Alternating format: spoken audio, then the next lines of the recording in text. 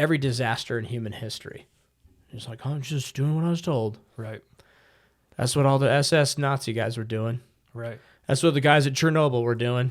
Just doing what I'm told.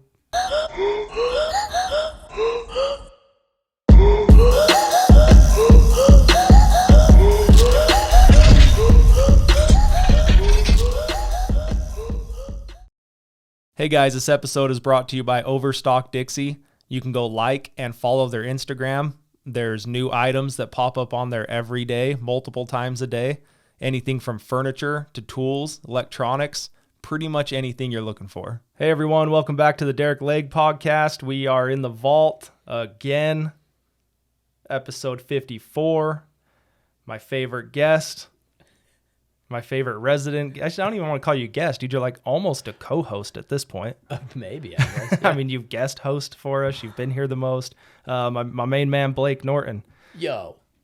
So I'm just your backup. Well, I'm so just that's always on deck. I'm a pinch hitter. that's what I was gonna say, dude. We've had Blake on a handful of times because, Mallory and I's goal were to do every week, and there's times I get it, like usually it's me. I have to move a date, and then it doesn't work out for the current guest for that week, and then we're kind of scrambling to figure out what to do, and I keep on thinking I'm just gonna get on here and like a rant.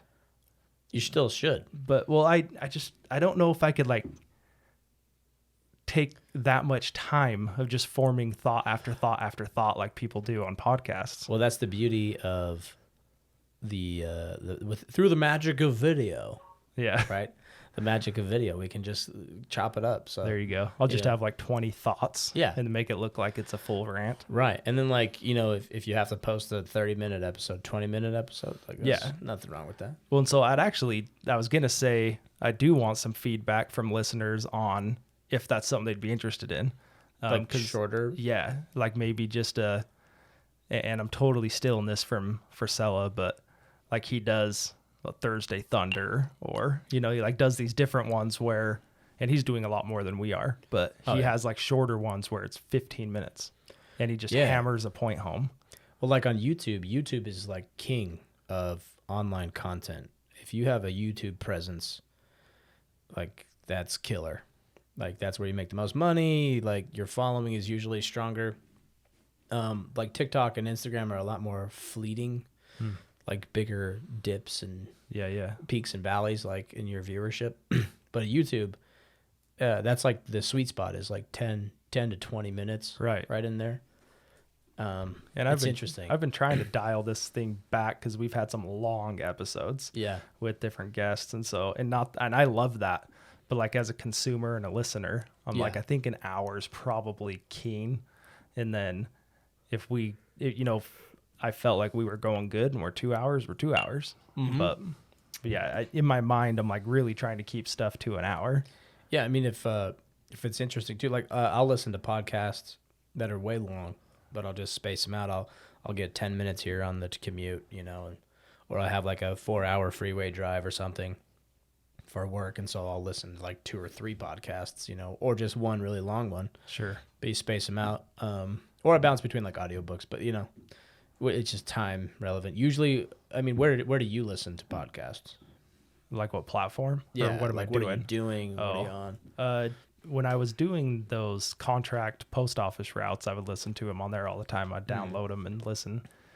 Now it's more working at the store. I'll have it playing in the background. A lot of times I'll just put it on Spotify to play, and then when I'm in and out of my truck, it'll just come on when I start my truck, and it just starts going. Right, it's already queued up. And then when I get out, it shuts it off, and then when I get back in, it starts playing again. So that's probably now how I consume them more than anything.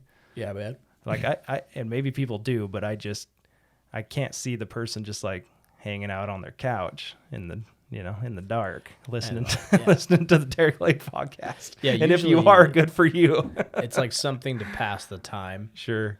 Or like you have a dedicated, like if I'm in my garage working on something, I'll throw up music or. But as I've grown older, I don't listen to music more. It's usually podcasts or like an audiobook. consuming dive. information. Yeah, I go, Yeah. well, even then, like everyone's like, you should be listening to self-help books all the time. And I'm like, that's true. Like I probably should. But like, I love me some science fiction. And so sometimes nothing clears my mind more, or like I was telling you earlier today, I just love the art of escapism, right? Anybody who's into like fantasy or science fiction, stuff like that is usually escapism. Sure. You just come home and unwind for a little bit. But in the past, it's like way too much. I've like escaped too much, or sometimes, depending on how much stress is going on in my life, I just opt to hide away. Sure. Yeah, consume movies or video games or whatever. Yeah, that's Or like the books. monotonous part of it. But Yeah. then there's times where, yeah, you're like trying to consume information. Yeah, And that's what's I've gotten better at in my 30s, is just like, you know what, enough's enough. Like I really need to change my habits, and so audiobooks and podcasts have been the thing for me. But well, I've just got a handful of thoughts written down, and I was trying to prepare I didn't know if you were in town or not. So I was trying to prepare myself if I did have to get on here and just rant, you know. Yeah. So well, let's have you rant, man. well, we'll see how, I mean, I think it is better having someone to bounce off of than me and my own opinion. So Sure. like I do like having someone here. That's kind of my inner struggle with the direction of the podcast. If maybe we still do once a week, but maybe once a month, we just have a short one, Yeah. or every other or something. I mean, we've gone a year and we've had a solid following and solid growth. So I'm just trying to see like what tweaks we can throw in there. Yeah, freshen it up. Yeah, And you got to keep it fresh for you too. Like, sure. because like if anyone's out there listening to this, if you're for some reason you're listening to another episode with me on here, sorry. I just appreciate Derek for letting me fill in. But if you're trying to like build a social media following, like everyone banks or hopes that they go viral. Like Yeah, that's yeah. one way you can make a following, but it's very few and far between unless your cat can do some pretty cool stuff or something, Yeah. or I don't know. But whatever the formula is for going viral, it's just not a constant thing. But what is consistent is the data that people have collected on how to grow a following, and it's all about just consistent content, Yeah. just delivering over and over. And like you've seen that too.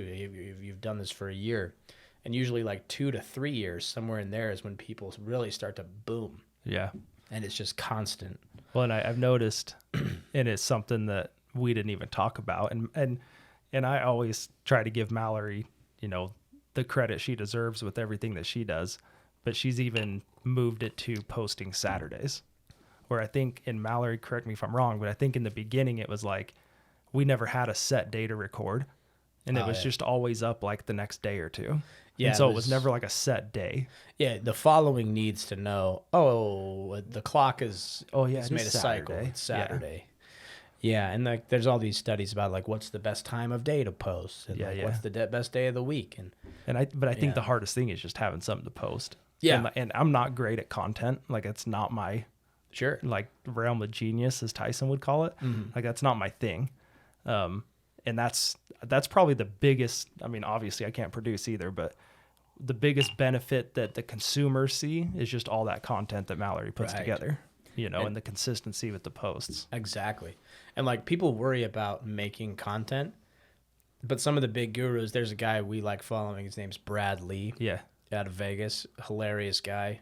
I've seen him speak in public, like he's just dope.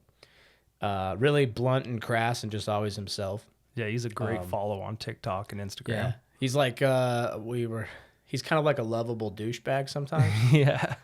but he gives you some real knowledge, and his podcast is pretty cool. But when I was at a convention, he was talking about building a social media following, and he's like, if you're not living it, like you have to be the content. Yeah.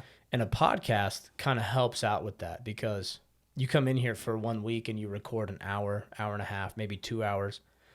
You give Blueform Media, you give Mal so much content to work with. Right. And so she has, and it's you just being yourself with a guest, and that guest is just being themselves. So you guys like are the content. Like this right now, this is the content. So you don't have to go around and schedule with some cameraman to like, okay, let's sit down and script out Right, what do we right. want to do? Let's I talk don't about know. this hard-hitting subject today. Yeah, let's do 10 takes on it. And then you're like, hey, let me tell you about my business. And then you're like, oh, I got my lines wrong. Yeah, let's start And it then over. you'll start over. And then you're like exhausted because you're like trying to do show business when it's like really people just want you to be real. Sure. And that's what Brad Lee gets at. That's why his name's The Real Brad Lee. He's all about just being realistic, being yourself, and being what you live. Like, live what you preach and just being it. So then he just had a camera guy follow him around because the camera guy was like, hey, we got to make content. Hey, we got to make content. And he kept pushing him off. And he's like, you know what? Come in here, set up your camera, press record. He had a post on that. He's like, I am the content. Yeah, he is just the come in content. and record. Yeah, and so that's kind of what we're hoping to get with you. And doing a podcast just gives a producer like Mallory just oodles and oodles of content. Yeah. I don't know the number, but I'd almost be scared to know how many hours of recording we have. Oh, yeah. I mean, because if we're in the 50s. Yeah, gigabytes upon gigabytes of footage. We've probably only had one or two that were under an hour. And That's true. We've put a lot of hours on this. Yeah, you've gone deep on some subjects Yeah. too. And like the beauty of it is like, not everyone's going to see every one of your episodes. Sure. And like it'll just grow. It's evolving into something. And so you look back 2 years from now and you're like, you remember when like, I didn't have a guest every week and like Blake had to fill in. And now we're like kicking people Yeah. out because we have too many guests lined up. Is Yeah, that what you're saying? yeah, and then I'm the guy in the background like holding a boom arm like Like, what happened? I used to be in the limelight. I used to be that And guy. Derek made it and now he doesn't even remember. Yeah, me. I don't forget, dude. I'm still these nuts from the block, dude. Yeah. I don't forget where it came from. He's still Jenny from the block. All right, let's jump into some of these. Yeah, what you wrote down there? So I want to tell a short story. Oh yeah, you were gonna tell a and story. I'll get to that one. Let By me the write way, that down so I don't disclaimer forget too. I'm a little sloppy because I think I've had about 5 of these already. it. Your black labels. Yeah, I'm not tired, but the whiskey tells me to yawn. I yawn. So anyway, And I'm gonna be like pretty vague and just a nutshell about this because it's like I swear I could tell this story for 2 hours. Basically, and I'm just gonna get over this fear because it is a fear I have of the podcast is that I'm gonna be too opinionative, and because I am kind of a fiery, opinionative person, and especially when I know I'm right, like just don't even challenge me because I'll destroy you. Like that's kind of how I've always been. And I've had shots about COVID. We've had people on here that we've talked about COVID. Michelle Tanner, we talked about all the shutdowns. I mean, a lot of that was her platform. was she the politician? Yeah. Yeah. Yep. Getting on Local? city council. Yep. Yeah. And I've had my comments about it, but guys, I don't know how to put this any more sternly. We are over 2 years into this, 14-day of slow the spread? Is that what it was? 14 days? Yeah. 10 days, whatever the heck it was. We're 2 years down the road and we still have this nonsense going on. And it infuriates me. So the first thing I want to say is, dude, regardless of how you feel, and I know half the people out there are going to disagree with everything I'm about to say, and that's fine. Dude, do you want me to be your anger translator? Well, no. So I want to say, like, if this offends you, fine. Like, maybe you should be offended. You should be. And if you choose to be offended, you need to understand that you're choosing that. Because if you agree with me or not, I still have a right to have my thoughts as well. So if you're offended, I'm fine with you being offended, but that doesn't mean that my opinion is invalid. Yeah. Does that make sense? Yeah, you shouldn't apologize for offending people. I mean, we shouldn't seek to offend people, but if you have to state a simple truth to people and they choose to get offended, Right. that's on them. Right. Like you can't. It's like if someone's telling you the sky's green and you're looking right at it and it's blue, Right. and we all agree that it's blue, you're like, kick rocks, man. Right. Yeah. And that brings up a Go whole get other thing offended. that we were talking about before we jumped on here. That's true. So anyway, short story. Getting ready for work the other day. Amanda had taken William to daycare. Apparently one of the teachers had tested positive that morning or the night before, whatever. That morning she wasn't coming into work, and they called Amanda and said, you got to come pick up Will. And I don't know what Amanda said. I haven't. So Amanda kind of told him like this is dumb.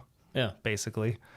And then she called me and was like, hey, I'm in the middle of doing surgeries, but I need you to go pick up Will.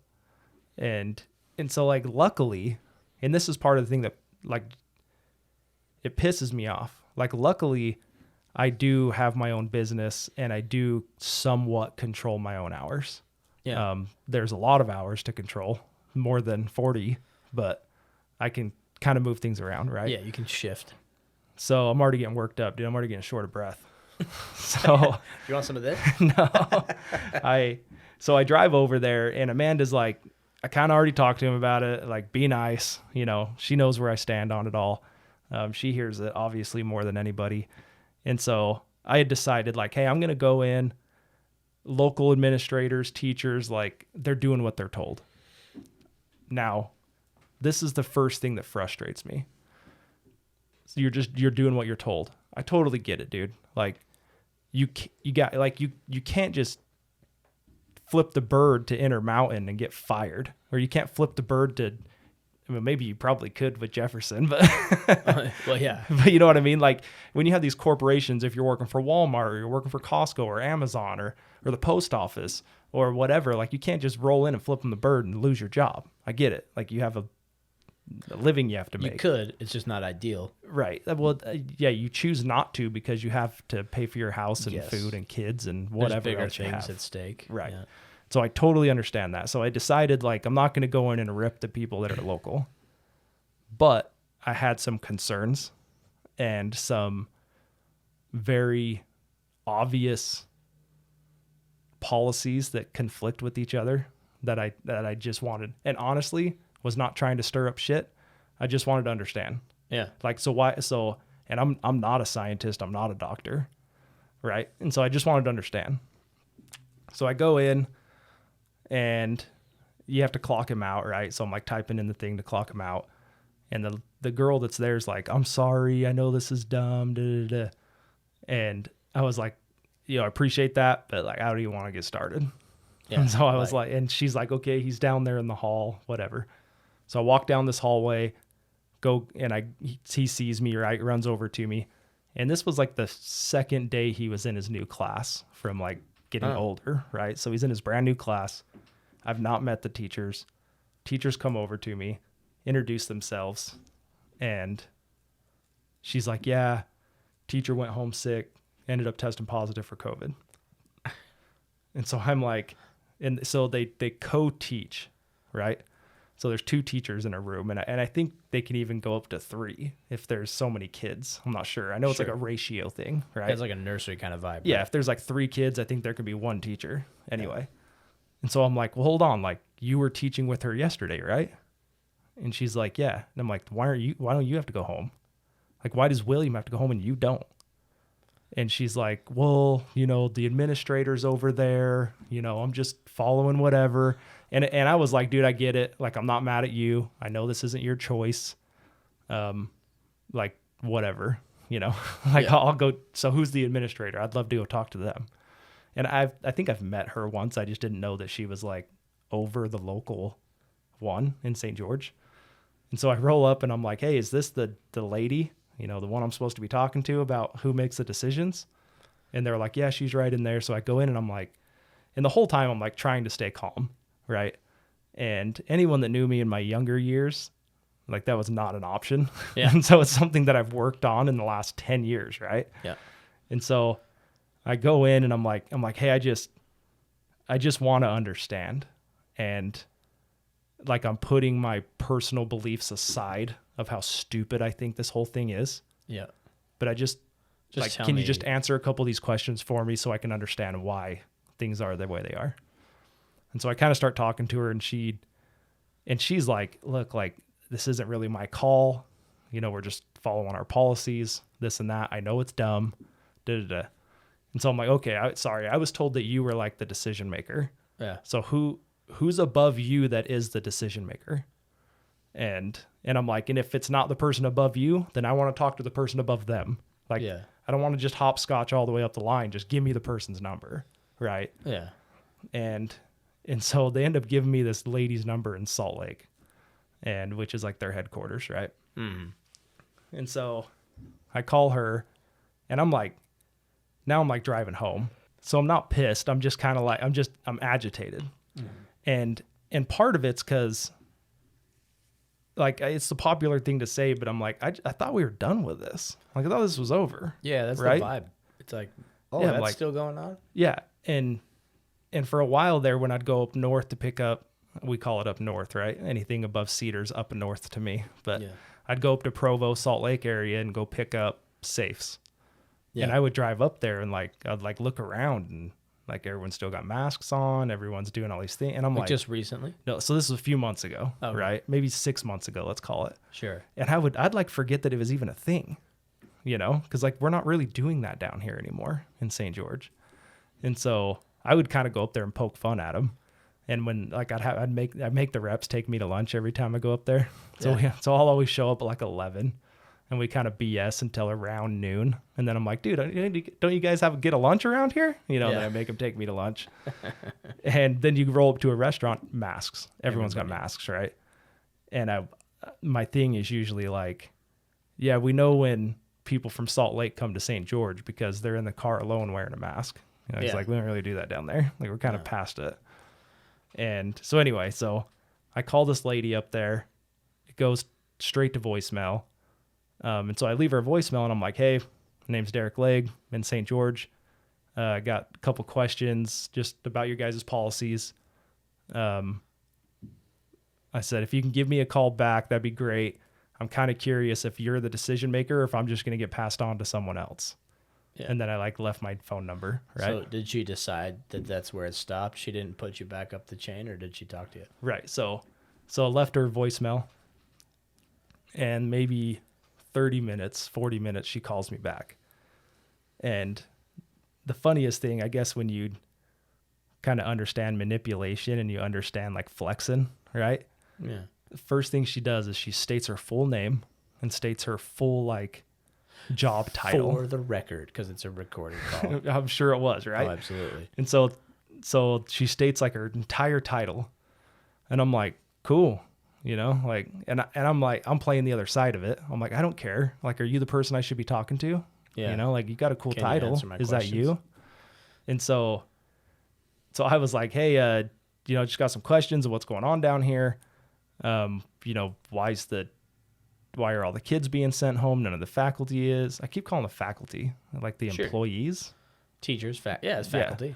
Faculty makes sense. Yeah, so I'm like, that's like a school thing. But anyway, so I'm like, she was secondary exposed, I think is what they called it, to everybody there. So why is just this one class have to go home, and why is it just the kids? Yeah. And I'm like, I don't understand, like, who comes up with that? And I was told it's you know? And she's like, well, if you read the CDC guidelines, we're just following the CDC guidelines. And so I said, that's funny. I have been reading the CDC guidelines since I left the daycare, and there's nothing in here that talks about that. Really? Like about kids? Well, being sent home, like, this person can, this person can't, right? Yeah. And I don't expect it to be that specific. Sure. But so that's where I'm like, okay, so who decides this? That's the whole point of the call. Okay, so right? there's some room for interpretation. Yeah, 100%. And so you're trying to find out who. Yeah, and why? Who and why, and what's the reasoning? Was she the one that decided that? Yeah, well, she said she was, right? Yeah. So I said, so I couldn't find it. So why don't you tell me where it says that in the CDC? Like, you're the person. You tell me. You made the call. Yeah, and she's like, I'm not going to play these games with you. I'm hanging up the phone. And I was like, whoa. Like, I was like, I am not trying to offend anyone or stir up issues. I'm just trying to understand, like, where this policy comes from and who makes it. Yeah, like, when you pay to put your kid in daycare so you and your wife can make a living. Right. And when they tell you, like, if they give you a good reason for you to take your kid home, you'd do it. Yeah. You're like, the safety of my child is paramount. But the thing is they take that away from you, Blake. Like They you can't do. even decide what is and isn't safe for your own That's kid. the thing. That's the thing. That's the whole issue with COVID, is that we don't have a say in it. Right. And there's the government or the powers that be don't trust us, the people, to make a decision. And honestly, most Americans I wouldn't trust to I was make a just good going to decision. say, I can understand that with a lot of people. But sure. like, that's not what freedom is. Freedom is having the Yeah. ability to choose, right? And so it's like, if they were going to do that, would you be less frustrated if they were more consistent and shut down the whole daycare? Well, yeah. So I told her, so she like threatens to hang up. And I was like, hang up. Like, you called me. Like, I'm not forcing you to talk to me. Yeah. You know? And she's like, well, I'm on vacation. And so this whole time I should have backstoried this, but she's like shaking. Like, I don't know if she was crying or shaking, but I could like hear it in her voice, right? That she's like worked up. And so I was like, you called me back. You know, like, I'm not forcing you to talk to me. Like, you can end this phone call anytime. Yeah. And she says, well, I'm on vacation. Why did you call? Yeah. And so I was like, and again, like, dude, I'm being like extremely calm. I'm Dude. like, okay. I was like, I apologize. No one told me you're on vacation. I had no indication you were on vacation. I've already dealt with the issue for today. So like, by all means, call me back next week. And she's like, we're on the phone now. We're going to deal with this now. And so I said, okay, if you want to change your attitude, I'd love to deal with this now. Don't hang up if you want to deal with this I'm now. like, lady, you're the one that's being irrational. And so, I mean, I can go on this forever, but We're on your vacation. Oh, here, are you wearing a mask? yeah, right. Oh, fuck your vacation. Well, yeah. And Sorry, that's the whiskey. That's me talking. That's not the whiskey. she tells me like, you know, the one teacher probably has a better immune system, so that's why she gets to stay. Probably. And she probably has a better immune system because she's vaccinated and has boosters. And probably has it. Yeah, and well, you made first she this says discernment? she's not first she says she's not showing symptoms. I said neither's my kid. Then she's like, "Was your kid vaccinated?" And I was like, "Well," and I was starting to say, "Well, I disagree with vaccinating your kid with the vaccination that doesn't have the data and proven track record or whatever word you want to put to it, right?" Yeah. So I start saying like, "Well, I would never vaccinate my kid with that." And she cuts me off and she's like, "Well, that's the problem." And I was like, "Wait, what?" Like I had said before, like, you don't get to decide that. No. You know? And so then I was like, okay, so is this about the vaccine or is this about COVID? Because now you're telling me like vaccine cures all. And I was like, well, so the other teachers vaccinated, are you guys required all of them to be vaccinated? Yeah. And she's like, yeah. And I was like, so the teacher that went home with COVID, let me back up. They don't require them all to be vaccinated, to my understanding. If you're not vaccinated, you have to wear a mask. I think that's their policy, right? Stupid, but that's their policy. So I was like, so the teacher that went home and tested positive is vaccinated and has her boosters. And she's like, well, yeah. And I'm like, you don't think that's a red flag? And So my kid without vaccines is more susceptible now because the vaccine works, right? right. Dude, the lunacy Right. of this bullshit, dude. And so it continues, right? And Yeah, if I'm keep boring going. people, I apologize. You can hit the little skip button that skips forward. But there is, so we're kind of doing, and again, I'm just trying to understand. And she's like, well, we have to follow the CDC guidelines to have a license. And I was like, okay. And I was like, so what guidelines are you guys following? That's all I'm trying to find out. Like, where is the guideline that states all of this? And she's like, don't you want us to have a license? Don't you want your kid to have daycare? Like, there's thousands of daycares, Well, bitch. and so I was like, yeah, like, I'm getting worked up too. I was like, well, I was like, I'm not saying that you shouldn't. I'm just wondering where it says that. And I was like, maybe you should go read it because I've been reading in it. It's not in there. And I said, do you understand that like the CDC changes their policies like frequently, like extremely regular, along with the numbers and the quote unquote data that they publish? And she's like, no, they don't change them that frequently. And I was like, well, they kind of do. And she's like, well, when they get in for new information, don't you want them to update that? And I'm like, sure. I'm like, but I shouldn't have to force you shouldn't be able to force somebody, and I shouldn't live my life for false data. Like there's not enough data to have a conclusion. That's what I'm trying to tell you. And then I said, have you ever heard of the blind leading the blind? Yeah. Have you ever heard that term? And she's like, that's not what this is. And I was like, sure it is. I'm like, you have a for-profit company that is publishing data Data. data Data. that they don't have enough history or data to even form these conclusions. And then when they do publish them, shouldn't say when they do, but there has been times they've published them and then they retract them because the numbers are wrong, and they've admitted it. Dude, it's so similar to like people who are in religions when you can explain to them like why something doesn't make sense.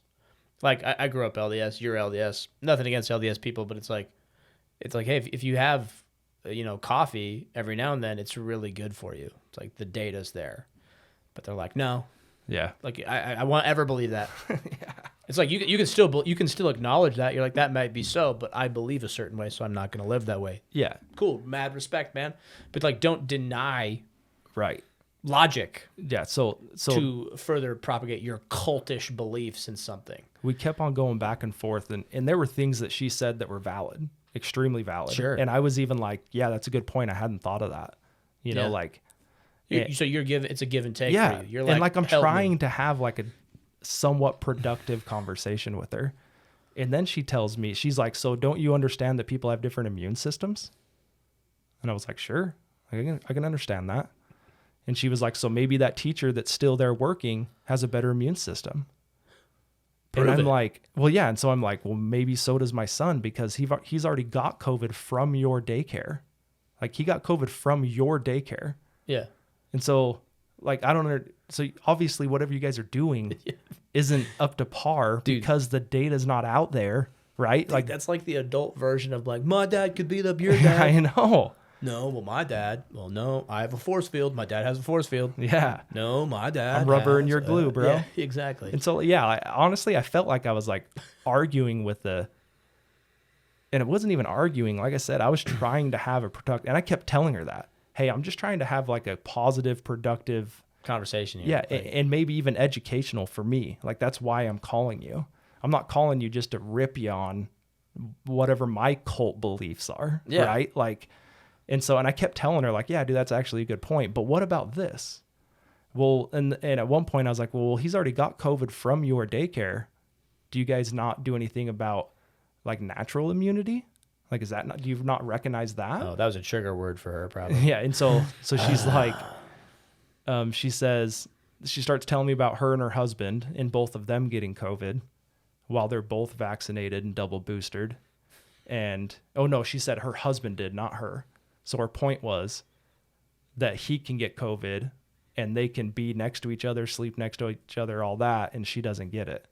And so that's why the other faculty gets to stay there. The other employees get to stay. And I'm just like, I don't even think that we're having the same conversation. No, dude, that's so off base now. Yeah. She's pulling shit out of her ass. Yeah. And like people on both sides of the argument are doing that. Right? Sure. Like we had talked about that before. Yeah. And like COVID can be, it's valid for some people, but it's also completely not valid for the majority of the population. So to round this off and kind of finish this thought, because I'm sorry. a lot longer than I wanted to be already, but she kept on going CDC. And so I told her, and I had her on speakerphone, and I was on the CDC's website. And I'm like, okay, where is this telling me this? Where does it say any of this? I'm like, I can see what your guidelines are, like the shit you guys have to follow, but nothing like, employees have to do this, facility has to do this, facility has to do this, but it says nothing about, and so don't tell me it's the CDC if you guys came up with these policies. Like that was kind of the point I was trying to get. It sounds like her. it's her idea. Yeah. Well, some people that I like more than others, they can't get COVID as much as because I like them more. Yeah, and I just kept on going back. And anyway, so I kept on going back and forth with her, and I finally just said, look, like I was hoping we could get on a phone call and maybe educate me and help me understand why your policies are the way they are. Yeah. And maybe give you a couple things that you haven't been that you don't acknowledge, and have it explained why you don't acknowledge it. And I was like, but it seems like you're so far, like we're so far from each other's beliefs that I just don't think that you can ever find common ground with me. Yeah, dude. And she flat out was like, you're right. Yeah. And I'm like, well, I'm glad that we just wasted 45 minutes, because the second I said, hey, we've got some issues down here with some policies that you guys have, I'm just trying to seek some answers, maybe you'll pass me on to the next guy. Like, that's what pissed her off. Yeah. And I'm sure in her mind, I insulted her because there's a next guy, right? Well, why would you be mad if you're following the CDC guidelines? Like, why would that invoke an emotional response from somebody? Because you didn't make emotional. You didn't make the goddamn guidelines. Hey, sorry, the CDC does, and I get paid to make sure we're doing the CDC guidelines. Yeah. Okay, cool. Well, and I was like, have you read the CDC guidelines? Yes. And she's it'd be like, yeah. I'm like, then tell me where it is. I know. Then she should be able to point to you and say, hey, under this clause here, or Section 2B. I don't know exactly where the clause is because I don't have them all memorized, but there is a guideline there that says this, this, and you can look it up. Can you find that? Yeah, okay. And what if there was a guideline that said blah, blah, blah, that supported her guidelines? Because apparently there's two sets.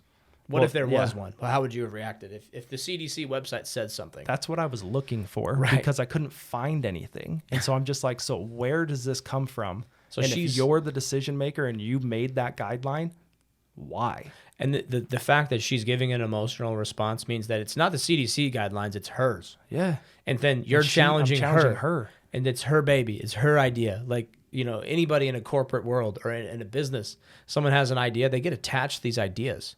People talk themselves into a frenzy about something, about a problem that doesn't exist. Yeah. Well, it's because this. It's happening in my company right now. Oh, we're not getting revenue because X, Y, Z. And it's like people need to come out and let go of their egos. Right. And she can't. And that's what it was, dude. Like, that's why she's got to call you on her vacation. That's the word, dude, is I challenged her ego. If it was really in the CDC guidelines and she knew it, would she call you on a vacation? Right. No. Well, and I told her, I said, look, I've ran businesses for over a decade, profitable businesses for over a decade. Because she was like, are you a nurse? Or are you a doc? She said, are you a doctor? And I was like, neither is she. That's the dumbest. Yeah, she's argument. A nurse, right? Well, I think she said, are you a medical professional? I think is what she said. And I was like, no, I'm not, but I've ran a business for over a decade that's multiple profitable businesses for over a decade. And I can critically think, and I can think for myself, and I can form conclusions, and I have to be good at risk management to be able to do what I've done. And I'm like, so you don't think that qualifies me? Yeah, you're insulting. When people say that, they're insulting your intelligence. Yeah. So you think that you need to be a medical professional to be able to read and understand a CDC, to understand what people are telling you. Yeah. No, I'm not a medical professional. I don't know everything about COVID and like the immune system. Neither does anyone else, apparently. Yeah, but yeah, there's so much lame data out there. It's like, so it's just so lame, dude. It's not even about the science. It's not even about logic or truth or like what makes sense. It's not about common sense. It's about what is it called? I just lost my train of thought. It's completely about compliance. Right. It's not about anything. It's not about logic, truth, or anything. It's about compliance. So they don't give a fuck about COVID being real. They just care if you're complying with their emotional whatever they've attached to emotionally. Right. And it's the same thing with almost every social justice warrior issue out there, social justice issues. Whether you support all the LGBTQRGS people, whether you support all this other stuff. Like, my whole adult life has been people, like, I'm expected to, like, care. Being adult is really weird. I'm expected to, like, care about what other adults do with their genitalia. That's been, like, the underlying theme my whole adult life. You should give a shit about what other adults do with their genitalia, Blake. You need to care about that. You need to care about the make-believe shit that we're trying to feed you. And if you don't get in line with our our scientific, with our political cult, with our medical cult, if you don't comply, then they're denying you services because you're not complying. Right. And that's ridiculous. And everybody, every good intention, every disaster in human history, it's like, I'm just doing what I was told. Right. That's what all the SS Nazi guys were doing. Right. That's what the guys at Chernobyl were doing. Just doing what I'm told. Just following orders. Just following orders. Just like pushing the blame somewhere else. Right. Well, yeah. Doing when everything. I said that to her, I know it kind of tipped her off. And I mean, to be blunt, I said it to tip her off. Like, I said it to be like, when I said, I'm going to get passed on to the next guy, I said it to be like, I need a response. Because like what happens is people start getting emotional, even us. Yeah. Like, look at us now. We're kind of getting heated. Right. Because we're getting an emotional response to it as well. That's the last thing I wanted to say is like, it bothered me the rest of the day because it bothered me. Like, I was like, I'm letting them control a little spot in my head today because I can't stop thinking about it. And like, that bugged me. But at the same time, I'm like, well, shouldn't it bug me? Well, let me ask you this. What were you bugged about? Were you bugged about COVID being a thing, or were you bugged about someone ignoring I common think just sense? all of it. Like, for me, it's the common sense. That I couldn't have a normal conversation with this lady, but yeah, drug back to, well, I still have zero easy questions answered. Like, why is A, B, and C happening?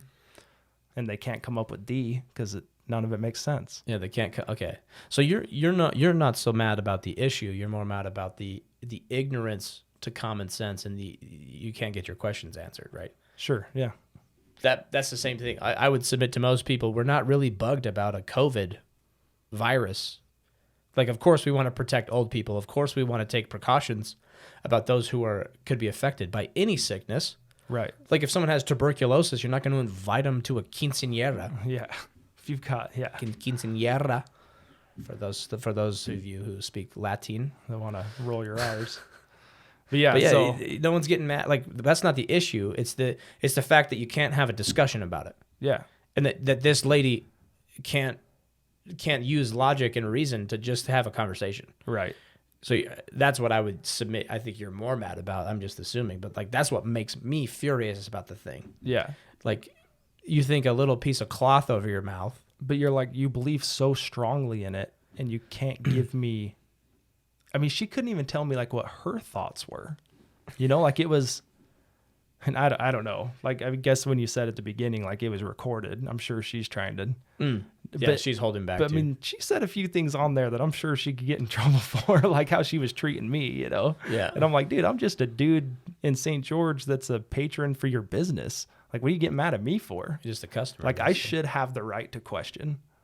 Oh, you do? Yeah. And if anyone tells you don't, then they're stupid. Like, that's just weak-minded. If people can't hold a discussion and hold their things, like, and someone could hit me with all the facts too. Like, there's so many COVID facts out there, but they don't line up with the inconsistencies. Right. Like, a mask is not going to do shit. Masks, traditionally, like a hospital mask, is to prevent people from getting germs out to other people. It doesn't prevent germs coming into you. Like, that's why ER doctors wear masks in the surgery, right? Your wife knows all about this. It's so they don't breathe any type of bacteria into an open chest cavity while they do a surgery, right? And it's just medical procedures of cleanliness. Yeah, it's not going to prevent you from breathing the air around you. That's a chemical suit and a gas mask. Like, when the mask thing was going on, I was like, this is absolutely stupid. If you're sick and you're trying to reduce the spread of an aerosol or an airborne virus, like, a mask will help you only if you're sick, because it's going to catch your cough. It's going to catch the bacteria leaving your body. Sure. But it's not, there's nothing reliable about that. Yeah. It's like if you're breathing air. Well, if someone wants a good explanation of it, and then I'll move on because I have other things, but there's JP Sears does a little skit about swimming and wearing your life preserver when you're swimming in like a pool, right? Like a neighborhood pool.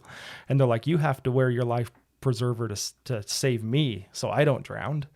And he's like, wait, I have to wear mine so you don't drown? And he does this skit. If you guys want to look it up, it's flipping hilarious. There was another one. It was like, everybody should wear diapers in case I shit my pants. Yeah. Are you wearing your diaper, Derek? I'm about to shit. Are you protected? Everybody should wear diapers just in case some people shit in their own pants. Well, and that's the problem with it is like we don't get to decide what type of risk we're going to live with or what type of risk we're going to take in our own lives. And that's the problem. Yeah, it's geniusly designed. And I think it's all by design, because if it's a pandemic, then you're inconsiderate to others. If you Right. have an opinion about it and it's not with what they want, You're killing grandma. you're killing everybody. You're responsible for all the deaths. It's just like the most illogical thing. Like, I mean, I don't think anybody with a common sense would get COVID and purposely go like cough on people. That's like assault. Sure. If you're actively trying to spread a pathogen, that's kind of like bioterrorism, right? Sure. So like if you got sick, even if I had the flu, I would do all my coworkers a favor and I would stay home. Or just even something that could remotely be spread Yeah. that we've been dealing with for millennia as a human race. Right. So now all of a sudden it's like it's just a way to show compliance. Right. Who's going to comply? Who won't? So I've got one point I want to pull off of this. And because I had this talk we've had Alex Stout on the podcast. He was at my house the other night and I kind of brought this up to him and said, I want to talk about it on the podcast. But what I'm struggling with is, like, I didn't want to just get on here and bitch or rant. You know, I was trying to pull something. So like, where do you go from here? Or what's a nugget that you can throw out there for someone to listen to? And I honestly don't know if I ever formed anything, but my thought was that I think we all need to take a little more time and educate ourselves and better ourselves with everything. Cause whether you're on either side too, and I'm not saying like just they do, cause, and again, I made that phone call with the thought of like, there's something I'm probably going to learn that I don't know. Yeah. You know? And so I guess my challenge would be like, if there are things you don't, and I took the time, I read the CDC's website. I did all of that because I was like, there must be something in there that I don't understand. And people just need to spend some more time on themselves, educate themselves. It's true. Yeah. And like, to be honest, I haven't even been thinking about COVID until you brought it up today. I know, dude. That's why I was like, we're still doing this? It's like frustrating. And like, there's no like new information out there that's like mind-blowingly like, wow, I was wrong. Because if there was like a new variant that was spreading like crazy, killing everybody, like everybody would take it seriously. You'd have to, because it's life or death. Well, in the beginning it was people falling over dead in the streets. Oh, dude. Yeah. Well, I was, I mean, it was, but it wasn't also. That's what was being fed. It was being but fed, it wasn't truth. And like, I was kind of on the bandwagon at first. I was like all about the 2 weeks thing, because I also have friends in some places and they're in the intelligence community.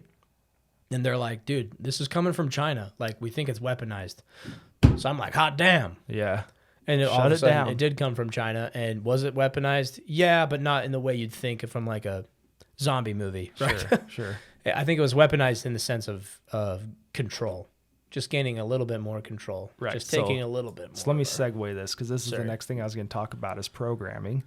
And I think I've seen this. I've been able to see this more and more recently. I mean, and you watch it. I can't even watch TV anymore, dude. Like, I'll be watching this. Like, I don't really watch a ton of TV. Like, I watch sports. I don't watch like TV shows often. But you see like stuff in their commercials, right? though. But yeah. Yeah. But like Amanda, I'll throw Amanda under the bus. So she'll be watching a show, and next thing you know, there's when like the gay stuff was the thing, right? Yeah. And now there's like a lesbian couple in the show, and honestly, like, I don't even have a problem with it. But when you have like 6 people, like, dude, if you want to be gay, be gay. I have zero problem with it. Yeah. I think that the people that have tagged themselves to the lesbian, gay, bi, whatever, like the first 3 letters, like everyone else is doing them a disservice, because like I think that if you're gay, if you're lesbian, if you're bi, whatever the other ones are, that are just that, like, dude, go marry each other. I don't care. Yeah. Like, I've never cared. I just had this flash. I was going to say, like, I have a couple gay friends, but that's like saying, you know, I got black friends. I can be racist, right? But, Yeah. but that's like what flashed through my head. But I don't have a problem with that. But everything else that's going on, and then these other, I don't even know what you call it, like their beliefs, they attach themselves to a guy that just, you know, believes he's attracted to other guys, like this very mild thing. And now there's like these radical things being attached to that. Yeah. But I think that this, before we jumped on, we were talking in the other room about some of this, and like in the TV shows you watch, you would get it a lot. Now it's like in the cartoons. I think the Toy Story movie that came out's got a guy kissing a guy or a girl kissing a girl or something. There's something like that in it. It's like, it's blatantly in places where it doesn't need to be. Right. That's what I'm getting at. Is like you're just getting programmed younger and younger and younger. And for us, it was like going through school, I would see some of it. And I wasn't aware of it then, but I see it now. And then you have a kid. And I have like high school kids working for me, and they tell me some of the projects and schools they have to do. And I'm like, wait, what? Like you have to you're being forced to write a book report on this gay literature ideology, whatever you want to put to it. And I mean, it's obvious, it's a known thing that there's a lot of liberals in schools, in the public school system and in colleges and whatnot. Like it's common. I don't think that's news to anybody, but like, so you're being forced. You're not being forced. Well, I guess you're kind of forced to go to school, right? So the government forces you to go to school. The majority of people go to public school where all this stuff's getting pushed. You're being programmed. You go home, you watch a TV show that's programming you. You're listening to music that's programming you. And I mean, I enjoy some music that does it too. Sure. So like, I get it. But there's just, I don't see where the end is. I guess that's my whole rant. Point of my whole rant is, is there an end? We're kind of on the older side of those kids that have been programmed. So I think we're probably able to see it a little better. With that said, there's definitely people that are older than us that can't see it. So maybe it's just us, not our age. But I don't know. I just don't know where you go from here. Well, dude, I've been thinking about that too. And I've said this for years. This is the first time I've ever said it on a podcast or anything, but like, I have a lot of respect for people that deserve respect. If all they can tell me about, if all they have to lean on is one of the LGBTQ letters, and that's the only thing they can define themselves as, I don't really respect that. I want to meet a person that I have interests with, and if they end up being gay or lesbian, I don't care. Or even if they're trans, I don't even care. I'm more interested in you as a person, whatever you do with your genitals. Like I was saying, like I don't care what people do with their genitalia. But I think the LGBTQ movement is used to groom our society to allow one more letter in there. Guess what letter that is? What's that? P. Pedophilia. Because if everybody else can love is love everybody can do everything with their genitals to everybody all the time, and then you have all these sexually confused children that are being encouraged to take, you know, transitioning medication and hormone blockers. Yeah. Like, why are they targeting children? Like we were saying before we got on, like doctors that, you say it, I'll butcher it, but there's a doctor that's her specialty. Yeah. She's a pediatrician that specializes in child medicine and everything for transitioning. Like, youth. how do you even have a specialist in that? Like as low as like 6 or 7, maybe 8 years old is when she starts doing that. And like, that's to me, that's disgusting. If that person becomes an adult later and wants to, that's great. But there's also a lot of disservice to like people about these drugs, even when they're older, that they don't know about. It's never talked about the side effects and stuff. Well, and I'll say this, and I think we can move on because we're just another podcast beating a dead horse. But go look at the numbers. Go look at the numbers of suicides in trans people. Go look at the numbers in depression in trans people. And we got onto trans, I'm not talking gay people. I'm not talking any of that. Yeah. Like I'm talking like the extreme side of it. Yeah. Identifying to be a cat and wanting a litter box in the school bathroom. And being recognized by the government somehow. I'm a cat. That we should play along with that. Right. And so like, I'm just saying, I'll say we were talking about it before we got on here, and it's like, at what point can we just classify some of those end letters as mentally unstable? What do we call it? Mental health issues? Yeah. And I swear, I think that the whole movement, not the community, because like there's a bunch of people that are excellent people that have their own sexual preferences, and that's fine. But the movement, the infiltration of public education, all these things, I feel like they're grooming society to allow pedophilia into that thing. So why though? Because if pedophilia gets recognized as a legitimate sexual orientation, then children have absolutely no rights at all. No consent. It's not hard to trick a kid. Sure. I mean, we trick thousands of kids in believing in Santa Claus every year, and they still believe it. Right? They're innocent, and they don't have the cognitive function to discern. And so they're vulnerable. And if they can make it legal somehow, or if society can openly accept the P and stick it in with all the other letters, or what Dave Chappelle calls as the alphabet people, then all of a sudden the elite pedophilia rings that are in government, that are in corrupt areas running this fucking planet, can now come out, and then they won't get burned at the stake. Then they're in full control, and they can practice their pleasures, and the human trafficking trade will go through the roof. And think about it. If P for pedophile gets added to the LGBTQ thing, that's what I think the end game is. Everyone listening to this, they'd be like, how would they ever add that? That's absurd. Even LGBT. Look at what they're doing with transvestite drag queens in front of kids. Right. Look at what they're indoctrinating. We're one generation away. We are always one generation away from a complete, from falling into chaos. Like that's what they say the founding fathers said, and like other scholars have said, America, or like if there's a free nation state, it's just one generation away from losing it all. Same thing with this. This is 100% an agendaed plan to put pedophilia into that list. That's what I think. I'll go to the grave thinking that, even if it takes a lifetime for it to happen, because when that my background has been some of that stuff, and like with the anti-trafficking, I've learned a lot about that. Yeah. Through some certain channels, and like it's just 100% that's what it is. If you think abortion is good, like late term abortion is human trafficking, by the way, because they don't just like kill the baby. What do they do with the baby? They sell those body parts to scientists, to laboratories for stem cell research. Like fetuses go for a lot of money. Like baby body parts go for a lot of money. It's human trafficking. Abortion, legal abortion at late term. Because I was telling you before, I'm actually kind of pro-choice up to a point. Because like how many miscarriages happen yearly? Millions. So like, what's the difference if someone gets it early and they're like, hey, this is a big life-changing thing. I'm not ready for a kid.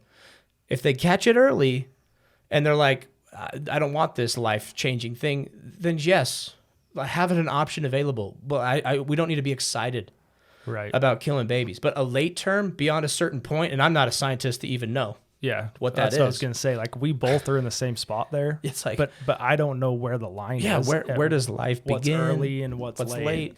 So that's what the conversation should be about, I think.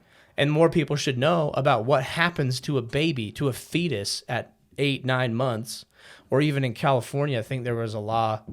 I might be butchering this because I haven't read into it. And you know how the headlines in social media just grab you. But I know there was some controversy about a law saying that like even a baby, a newborn, a born baby, after 28 days could be put down. Like a fucking dog. Yeah, I've seen that too. And like that's not women's rights anymore. I'm sorry.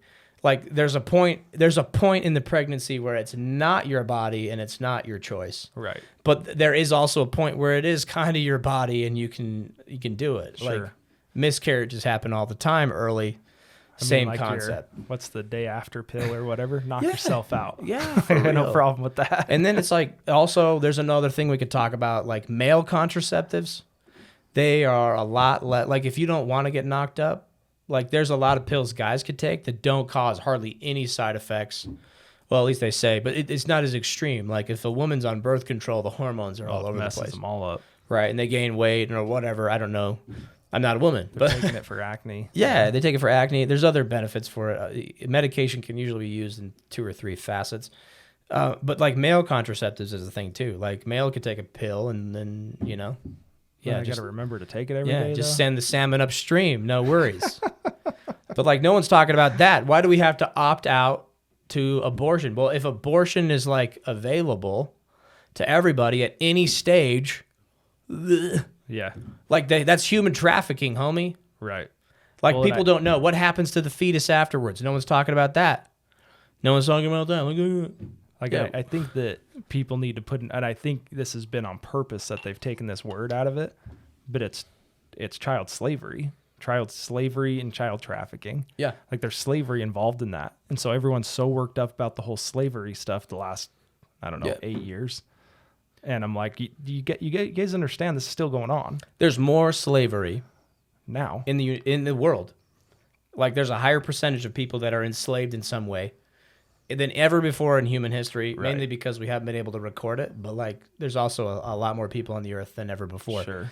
And there's more slavery. So like with averages, yeah, it's going to go up. But like people think it's all hunky-dory. And we're all worried about what happened, 100, 200 years ago, Right. or even 50, 60 years ago, which obviously anybody that's Yeah. alive today, we don't agree with any of that. Well, yeah, and I'm not discounting any of that. Yeah, I'm just it saying it's still happened. happening. But yeah, it happened like past tense. Sure. And we have, as a nation, changed it for the majority. But there's always going to be racists. Sure. It's just part of it. But yeah. And like it's never going to die, but as long as humans, like humans are Well, violent. I'm not even talking Yeah. about racist. I'm talking about slavery. Yeah, Like, it's two different things, and people think it's the Exactly. same thing. You're right. That's a good point.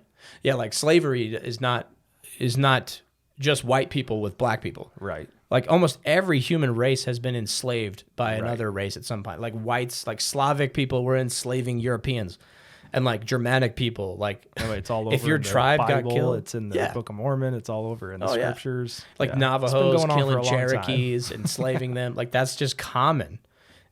And so like to think it's just this isolated thing that happened one time in America was the bad guys. Right. Like go study the slave trade, and like out of like I was like close to 12 million. It was like 11.7 or something million people, slaves from Africa at the time, were brought over to the Americas. Guess how many of them out of 11 million? Guess how many actually went to the United States during the colonies? Only 300,000. I mean, it's still a big number. That's but huge, but compared to 11 million, Yeah. Jamaica, Brazil, where did they go? Dutch colonies. Why? Because the Dutch people were the biggest enslavers at the time. Portuguese as well. Not to mention all the dominant tribes in Africa that would go conquer and then pull these people and sell them to the white man. Nobody talks about the details of how human history has panned out in every culture. The Mongols enslaving the Chinese and vice versa, massacres. Like they think it's just some new thing that America's gotten really good at.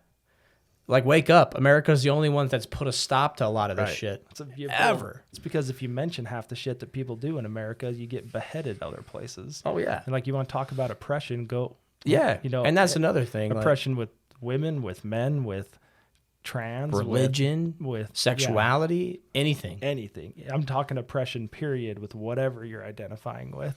Yeah. Go to a different country. Right. And feel oppressed. And I'm not saying there are some people in the United States that might feel oppressed, and like that's cool, whatever. But like when we're talking like true oppression, like where you're in fear for your life, or like half of your family is missing, or like your family's literally under the watch of a cartel if you don't do something, and they'll kill your family. Like that's the true oppression. Like not Yeah. being able to show your face.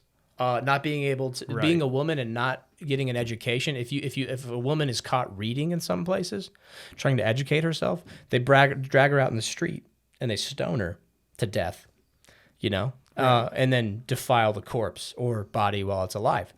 Like, and I say it's because it's hard to fathom that, right? I'm trying to be Right. courteous. But like, and then these women here are like, we can't kill babies as much as we want. Now we're oppressed. It's like, dude, I'm even pro-choice, but just like approach it differently. You're killing a baby Right. at any point in the stage. Like it's not even like we can't agree on when it's a life, so it should probably be approached with a lot more, less excitement. Yeah, I'll say reverence. I don't know if that's the right word. Yeah, respect or Respect. sorrow. Yeah. But yeah, man, it's just so polar opposite. You have to be over here or you're the enemy. Like there's no middle ground. You have to like pick a side. It's like, why can't we just talk? Why can't we just discuss things? Well, that goes to my next thing. Perfect. And I think I always joke, well, it's not a joke, but I always say, like with my friends and people, this all started when we took spanking out, when you can't spank your kids anymore, right? And I say it jokingly, but I think that there's definitely something to that. And so, I mean, I've talked about, growing up, my childhood on here before. And I think that, because when I said this to my mom, I had this conversation with my mom, and Alex Stout was at my store one day, and we were all talking about this. And I'm pro spanking, but you need to have some type of control. Yeah. And that's what I think, like when my dad just saw red, he saw red, and there was no control. And I'm not talking that. It's a fine line. Yeah. And so like beating your kids and spanking your kids for discipline, to me, are completely opposite things. Yeah. And so I've kind of had, and my mom was just like appalled that I was even saying all this, but I think, and how I'm more than likely going to parent William is going to be, something happens, we'll have like a small stern talk, or I like the one where it's like, go to your room, I'll be there in a minute. Oh yeah. And like, I'll probably do that because I probably will need to like take it down a notch. Depending on what happens, right? Sure. And so I could see hey, go to your room, I'll be there in a minute. And yeah, dude, if you're like, hey man, I don't want to do this either, but I got to spank you twice. Yeah. There's a consequence. You got to understand there's consequences to your actions. And I think a lot of that got taken out. And I'm sure there's like my father-in-law never would have laid a hand on any of them. He's very calm. He's very, and well, it's like you said, people should have a choice in how they parent. Yeah. I mean, as long as the kid's not being abused. Right. And that's what I'm not talking about abuse. I'm not talking about abusing your kids.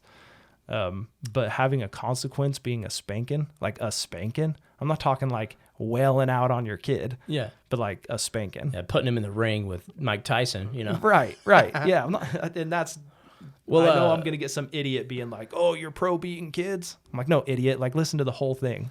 Yeah. Well, let me ask you this then. What constitutes laying hands on to teach a lesson? Like what would do that? What's the parameters?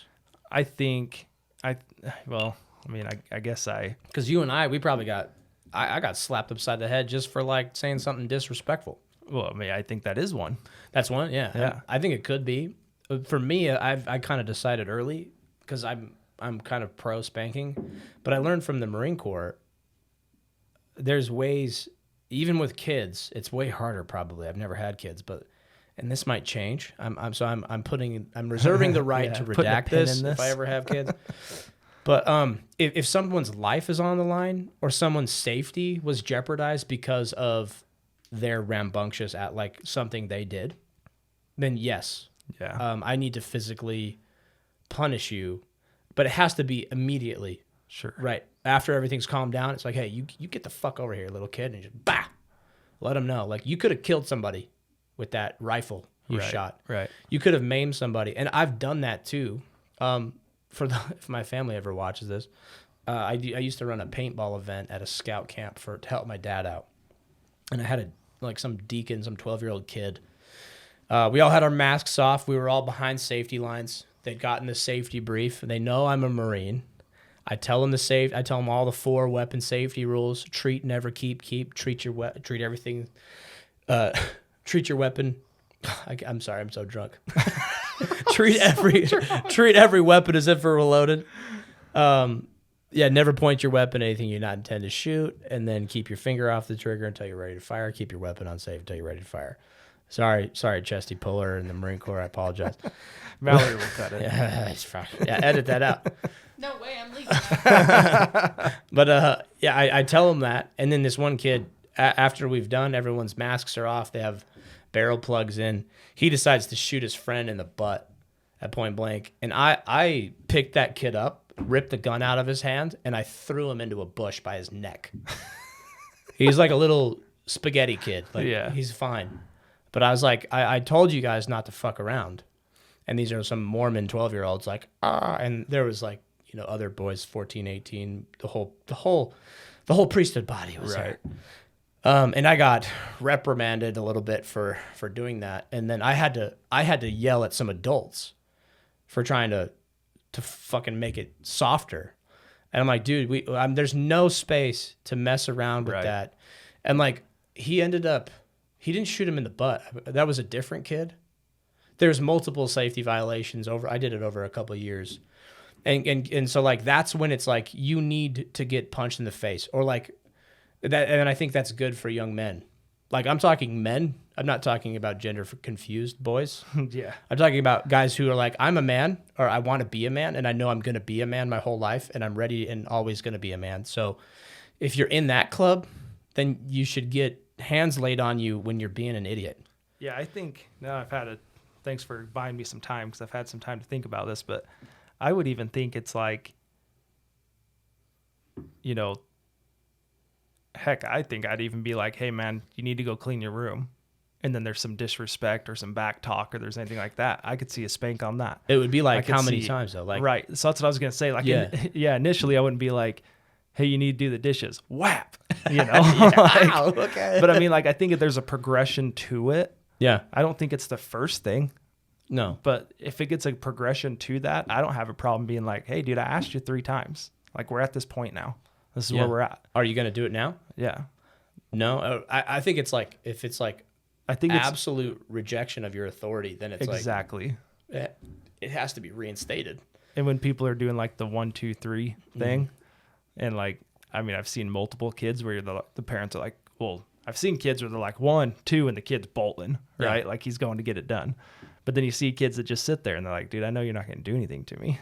Right. And so that's where I'm like, maybe it's a parent's 1, 2, 3 and the kid doesn't do it. That's when you're getting smacked. Yeah.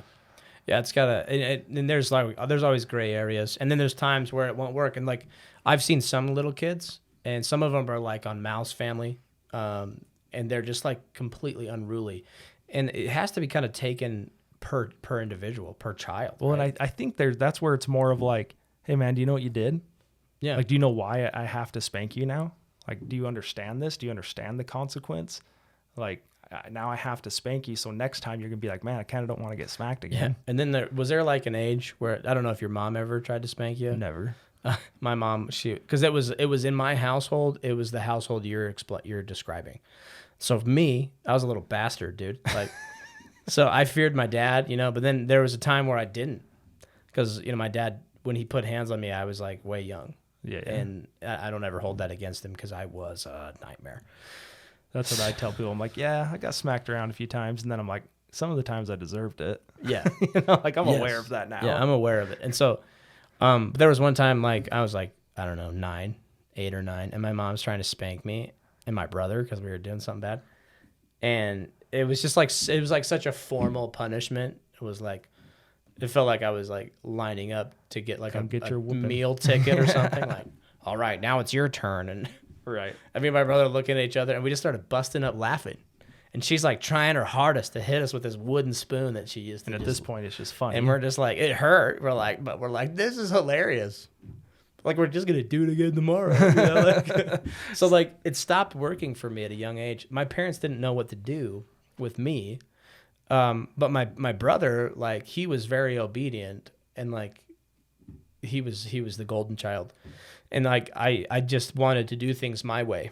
So like, if I had homework to do, my mom was like, you have to do it right after school. And if I was like, well, what if I want to do it later? Just because I didn't have options, I resisted. Yeah. If they had just given me the options, I probably would have done better. They'd been like, hey, dude, you have to do it after, but if you don't. Right. Because I'd get behind in school because I was in open rebellion. I'm like, no, I'm not going to do my homework. And so, dude, I probably, like, no shit, I spent probably 85% of my junior high and high school life grounded in my room. Like, I'm talking for 4 to 5 months at a time until my grades got brought up. And so I got I was an expert at escaping and evading my parents. I would pick locks, I would escape and get out of house. But like, Yeah, I would have spanked you for sure. yeah, like I used to hold a chip over my shoulder because like my parents didn't know what the fuck they were doing. And they still don't, by the way. I love you guys, but you don't know what you're doing.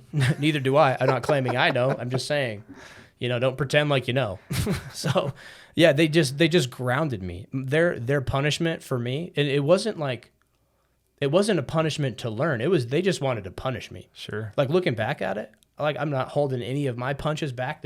My parents absolutely disliked me, and they wanted me to have nothing. Like if I was interested in reading a book, and if they saw me enjoying a book, it was gone. I had no privileges. I couldn't play a video game. I couldn't even watch TV. I couldn't go to a Tuesday night mutual with the LDS ward. Like I couldn't hang out with friends. I couldn't have time. I couldn't even, I'd put a fresh tank of gas in the car that, I paid half of it for. I couldn't drive it unless my parents needed me to run an errand for them. Like I could not, they took away every ounce of anything that ever gave me a joy. I was a prisoner my entire high school career. All my friends are out having a good time, doing stuff. And then I would start turning things around. I'd say, okay, I just need to catch up in school. And then like, I can just be Have normal. a little more freedom. Yeah. And so I'd come home and I'd bang out like 4 assignments out of like this massive stack of like hundreds, it seemed like. I would do everything that way. Or I'd start doing it. I'm like, okay. And then my mom would get off the phone and she knew I was home.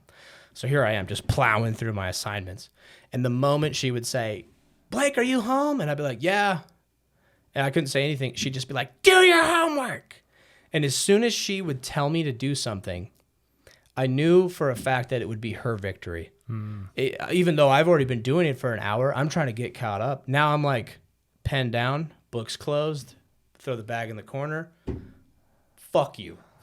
I didn't say that. I didn't have a potty mouth when I was growing up. Okay, Got but the now bar I of do. soap. Yeah, vinegar actually was the vinegar? thing. We got the bar of soap, dude. So yeah, I'm trying. I'm known to like embellish and tell a good story. I'm not really embellishing here. Like I did not have a life. Like my parents grounded me for majority of my life growing up because they didn't know what else to do. Yeah. And like I think it's lazy parenting. I hope they listen to this because they're still doing it today. I love them to death. They still ground you? No, you just the perspective on things. Yeah, they ground me. I'm grounded right now. I'm not even supposed to be here. It's so bad. So like, yeah, I don't think that's the way to parent. And I've never been a parent, so I'm ready and willing to eat my words. But it's like you have to be able to adapt and adjust to a person. Like that's what anything in sales is. If you want to be a good business, if you want to like work well with people, right, you have to be able to accept that this person never shuts up about their sexuality and whatever LGBT letter they belong to. And you just have to get, okay, that's great. Let's talk about business though. And you still have to work with those people. If somebody's like so far right that all they could talk about is like the commies and the guns, and like you got to be able to work with those people and get them to come together and do something. You have to find solutions. Right. And like there was no effort to ever find a solution. It was just like, I'm a bad kid, so therefore punish the fuck out of me. And like I wasn't in an abusive family. I didn't have like a rough upbringing. We always had food on the table. Like I had very good things, but like I didn't have a life. Because I didn't have good grades. I got B's and C's, baby. But I would have like a D or an F until like the very end of the semester, and I'd get it up. Yeah. Because I just didn't do my homework. But like to give you more perspective, when I joined the Marines, you have to have a high school diploma or a GED. They only allow a certain amount of GEDs in, and those were all taken. And so it was like, if I was going to make my boot camp deadline, I needed to complete, I think it was 49 or 50 packets. Wow. Of like alternate school or whatever, so I could get a degree or a diploma. Not a degree. Diploma. Yeah, and so I did that in 2 weeks. And I didn't graduate with my classmates at school. I didn't walk and throw my hat and, lift up my skirt. Or whatever they do at graduation. It's not that great. No. I don't even remember any of it. Yeah, my friend was saying to me, he's like, dude, we were sitting in the sun for like 4 hours. But anyway, I didn't walk with them. And I didn't like even go to like, yeah, I just missed out on a lot of stuff because I was grounded all the time. And so that was the thing. And most of my family, they weren't really happy about me joining the Marines anyway. They thought it was a waste of time. Little did they know it kind of was. Little did they know. Only Marines know that joke. Yeah. Like, oh, what the fuck are we doing here? But anyway, that was a weird digression, but talking about parenting. But like, yeah, the point is discipline. To put a bow on it. It's just like it has to be a case by case scenario. It's not like I will always spank my kid all the time, or like this plus this equals spanking. It's just like, what was the scenario? What are they doing? Like, do they deserve it or not? What's the lesson that can be learned from a spanking? And that's probably way hard to do when you're like in an emotional state. Right. You're like, see, and I think that's where I'm like, hey man, go to your room. I'll be there in a minute. Dude, I think that's the protocol. If that were me, dude, I'd be beating myself up worse than anything my dad could say. Oh yeah, that 1 minute, because you know that 1 minute. You're like, oh, it's coming. Right. But imagine, yeah, it wasn't until I got older and my dad knew the spankings weren't effective and my mom knew they weren't effective. But like, then they'd come in and try and give me some philosopher's lesson, and those are usually better. Because a lot of times, dude, I was doing stupid stuff. Like, I don't blame them for having a knee-jerk reaction. Well, I do blame them. I just said I blamed them. They had a lot of knee-jerk reactions, but I was kind of, yeah. But all my other siblings, dude, they just fell in line. They're just like, okay. Yeah. And they still are. And that's where they want to be, and that's fine. Yeah. So I had heard this thing, and you kind of touched on it, but I think it's interesting to talk about, because another thing, so I've always said like, well, it's when we quit spanking our kids. The other thing is that you can't just walk up, like if you're having a disagreement with someone, you can't just walk up and punch them in the face. Yeah. Exactly. And I'll explain this more because I've talked to Amanda a little bit about this, because Amanda's kind of OG. Like, she's been in a few situations that she's like ripped someone that I'm like, whoa, dude, that guy could probably murder both of us. And I'm sure he's killed someone, like, like quick story. So believe it or not, I used to go to the gym every now and then. And Amanda, I mean, she works out almost every day. Oh, is that what they call the candies? Yeah. Call it a now and then or a now and later. That's your gym. Dude, that's like a gym for your jaw. You're like, there you go. I'm just chilling.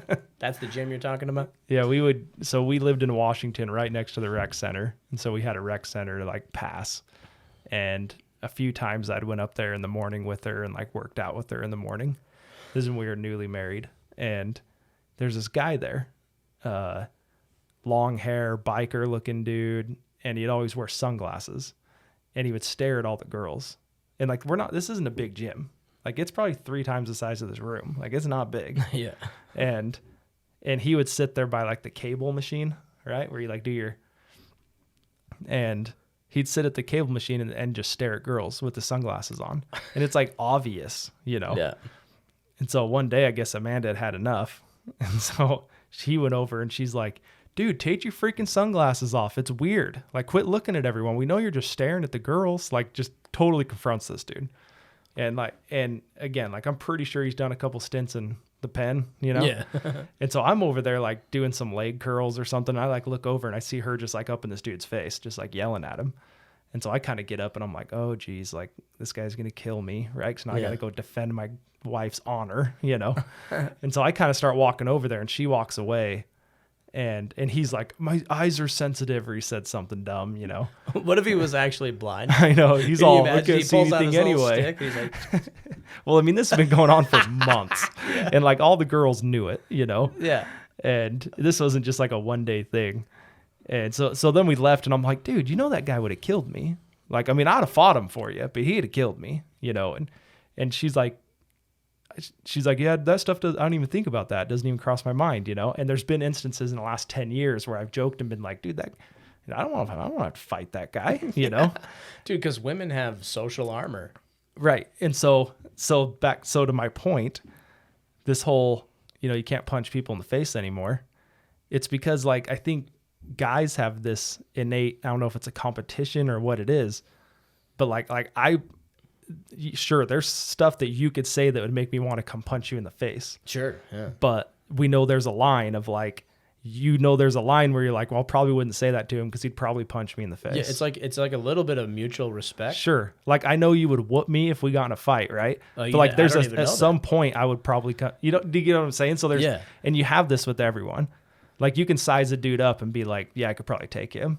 Yeah. And guys do that. And it's dangerous to do that too, because like I've thought I was gonna come out on top, and then I got my ass beat. Right. Because some closet MMA dude. Right. You know? And people that friends that you have a line with them. Yeah. Me and my friends, we are champion ball busters. Yeah. And you got to toe the line a little bit sometimes, you can't really overstep that line. You might get socked. There's still a threshold. Yeah. Even with your closest buddies. Right. Like there's kind of like an unspoken thing too against, like, at least with the Marines I was with. It was just like you just never really talk about each other's spouses in like That's negative ways. For at least my group of Marines. I don't know if there's other Marines out there but behind if like someone left, like so-and-so's got a hot wife, we never say that anything around him about his wife. Then, and I just don't like talking about other people's wives, period. But then, he would leave, and then some other Marines would be like, "Oh, dude, she's so hot," and then they'd describe in detail what they would do if she was their girl. And then, but like if I'm his friend, I would tell people to knock it off. I'd be like, "Yo, that's enough. Yo, Jenkins, shut the fuck up, right? Come on, Jenkins. Come on, dude. Like, are you friends with him?" He's like, "Yeah, take you anywhere, Jenkins." Yeah, come on, you freaking heathen, like." So that's kind of like this unspoken thing. I think that's for most dudes too. But no one's gonna go. I think it's totally a guy thing. Yeah. I don't think girls think about that stuff. No, they don't. Well, there's different lines for them, I think, right? And I don't even know. presume to know them. Like, I can't think of my wife walking up and punching anybody. Yeah. But I've seen her get OG with a few people. But like, she probably wouldn't confront a woman though, because she knows the social rules between women and women. Right. And it's different. And women, like, that's why you see so many fucking Karens out there. Yeah. Give me your manager. I'm going to talk to your manager. What are you looking at? Turn the camera off. Stop recording. You can't record me. It's my amendment rights. It's like they just freak out because they've never had the threat of like actually getting knocked the fuck out. Yeah. Like in a man's world, like when we're talking about equal rights, like there's also equal fights. Like there's a reason why men don't step to each other. Right. Because it leads to a fight. I mean, if you're talking about like alpha, right. Anybody with testosterone. But yeah, like women don't have that, right? And there's some gems out there, and there's nothing really that like what puts a guy down. Well, I don't know, Mal. What do you think? You're a girl. I'm not a girl. Kind of. What do you think? What's your thought? Do you think we're nuts? No, I'm not a man. I can't help you out. No, I'm talking about girls. Like, what's the girl code? Like, have you ever thought a girl's gonna punch you in the face, or you like being like, if it wasn't bad, I'd go punch that girl in the face right now? I'm too docile. Like, if shit's going south, I just leave. I'm like, nah, I'm good. Well, that's probably the majority of women, I would assume. I just dip out. Mal can rage. Yeah. She can rage. She'll get so mad at people and things. She's like, shut up, But Blake. she's really good at just walking away. Yeah. Yeah. But so that's one of my other like sayings is like, well, yeah, I mean, if it wasn't bad, I'd go punch that guy in the face. Yeah, I mean, that's like, I'll say it this way. normal. I don't have a problem with two adult males fighting. no, I don't either. Like, if you're like, bro, like, we're going to go outside and throw down, and you both agree on it, and I whoop your ass, Yeah, that's I'm not going to prison. That's like, I should usually not have to go to prison. always allowed. Yeah. But if it's like a fight breaks out, like while the bride and groom are having their first dance, everyone's like, come on, get the fuck out of here. Like, get out of that. Right. Nah. No, yeah. I'm talking like, But it's like, hey, you and me, flagpole. we both 3:30. agree on it. Yes. We both agree on it, and Yeah. we're throwing fists. And we go over and we go to our respective corners of the parking lot, and we're Yeah. like taking our watches off. Well, and if shit. you kick my trash, I don't think you should. That's not assault. Like, I agreed on fighting you. Yeah, and there was a story I heard. I think it was somebody talking about a book. There's this book that was written by a pimp, and somebody was referencing it. But these two pimps were fighting, and the guy like they was like really chivalrous. They're like, all right, we're gonna throw down. The guy takes off his jacket and removes his pistol, and they was like, whoa, and he's like, hey, chill out, like we're fighting still. So the guy with the pistol actually got his ass beat, and he stood up, wiped the blood off of him, and was like, All right. You know, he whooped my ass. Like, he just acknowledged it Settled. and then reholstered his pistol Yeah, you're better than me. and then like put his jacket back on. Like 1990s. but time that frame. should. But agin, I think that's how it should be. Agreed. I mean, like that's how they used to do it back in the day, like duels Yeah, yeah. to the death and shit, like big disputes and. Like I don't want to kill somebody, but I'm like, I mean, depends dude, if on I what tap they you did. out or something, and you're Yeah. like, dude, I'm done. I get it, you know. Yeah. But yeah, that's the thing too, is a lot of guys, and like we all know them. There's probably one or two at every high school. That like they're literally bloodthirsty dudes. Like Yeah, they're yeah. looking. They'll go and find random people at gas stations or wherever, and just like this is what, not my group of friends, but like guys at my high school I knew of. They would go and just start fights with people for fun and literally hospitalize them, Right. and get away with it. Right. Or just go sucker punch people in the back of the head. See, like, yeah, I'm not talking about that. Like jackass level stuff. Yeah, and there's people that just want to see the world burn, I guess. But yeah, man, I agree with you, man. I think it's important to have men duke it out sometimes. That's just in our nature. right. Right. But yeah, women they got that shield, dude. Like you don't ever hit a woman. You know, most men think that way. Okay, dude, have you heard? I'm pretty sure it's Bill Burr's talk on this on hitting women. Yeah, Good hell, it's dude. so on the spot. It's if you can understand a joke, like go watch that. It is so funny. I love how he talks to. He's like, I want to hit a woman. Yeah. You're telling me there's no reason? Well, I can think of 100 reasons to hit a woman. You just don't do it. You just don't do it. Yeah, and he's like, imagine thinking you're just like exempt from any consequences in life. He says Right. something to that effect, and that's kind of what the Karens are, right? They have those freaking meltdowns and stuff. It's like they're not aware of consequences. They live in a completely different world, Right. you know. Well, and I think, and again, back to kind of our main topic, I think that's part of that programming. I think that's part of that. It's Jordan Peterson, dude, when he talks about that. He talks yeah. about, it's better to be a warrior. I don't think he's the one that said that. But he talks about like being dangerous, He talks about being a monster. being a is his monster. quote. Yeah. Yeah, the warrior in the garden. It's better to be a warrior in the garden than a gardener Gardener in a war. That's like a proverb from Yeah, China, yeah. I think. I started saying that and I was like, no, that's not the one I'm thinking of. Yeah, but he talks about it's better late, to guys. be a Cut me some monster. slack. Yeah. It's better to be a monster and learn to control it. Because like you're not really like a man if you're not capable Right. of something. Like, Right. Like deadly men that are good men that are deadly is like the best. That's the best thing for society. Is like because everybody's respected and they're feared and like. Especially with like kind of like the Western chivalry, it's like everyone's got iron on their hip, like at any given moment. Yeah. Yeah, and I think we need a lot more of that. But he's talking about how like women and the movement, right? This feminine movement or this women or not feminine, the feminist movement, and like kind of how society's telling men to be now is to be these docile Right. pushovers, and it's like no. You shouldn't be at all. You should be scary to the point where you're just unruly. Right. You're recklessly like a force for good. And you're going to stand for what you believe in, and you're not going to compromise, and you're not going to live your life out of fear. You're not going to I think that's the big one. That's kind of where I was going to point this is the fear thing. And that brings it back to what we started this with is, and I actually had another story that I won't bring up because I'm sure I'll just rant on it for another hour. But, and if you're going to live your life in fear, first of all, you need to understand how to understand fear, and you need to be able to break down the level of fear that you're willing to deal with. Does that make sense? You got to be able to, you got to know what you're accept it. capable of. yeah, Yeah, it's almost like risk management. yeah. There you go. Like people like would make fun of me in high school. Like, you don't wear your seatbelt? Like, that was like the macho guy. Like, Yeah, I don't yeah. wear my seatbelt when I drive. Why would I wear my seatbelt? Duh.